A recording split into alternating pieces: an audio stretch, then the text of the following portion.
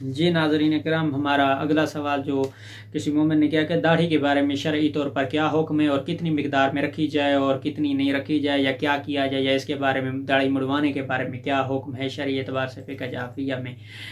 اس حوالے سے تھوڑی سی وضاحت بیان کریں۔ تو اس کا جواب یہ ہے کہ مومنین کرام، پہلی چیز تو یہ ہے کہ داڑھی رکھنا واجب ہے، اور مذہب فقہ جعفریہ میں داڑھی مڑوانا شرعاً حرام ہے، ٹھیک ہے نا جی، داڑھی مڑوانا جائز نہیں دیا گیا ہے۔ اور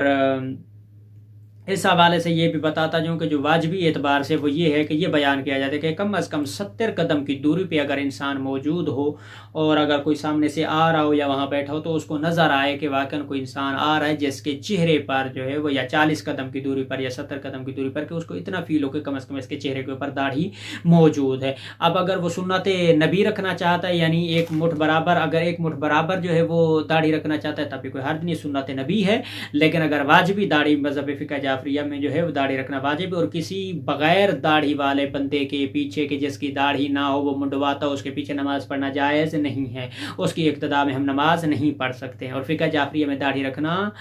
جو ہے وہ واجب ہے، اور اس کا منڈوانا ناجائز فعل ہے، فعل حرام ہے، گناہ کا مرتکب ہوگا، یہ گناہان کبیرہ میں سے ہے داڑھی کا منڈوانا، ٹھیک ہے۔ یعنی 40 قدم یا 70 قدم کی دوری کے اوپر کم از کم نظر آئے کہ جو ہے نا بندے نے داڑھی رکھی ہوئی ہے، ٹھیک ہے جی۔ تو اسی سوال کے جواب کو اسی کے اوپر اختتام کرتے ہیں، اور انشاءاللہ اس کی مزید وضاحت میں جو ہے وہ ہم نہیں جانا چاہتے، اگلے سوال کی طرف ہم انشاءاللہ چلتے ہیں۔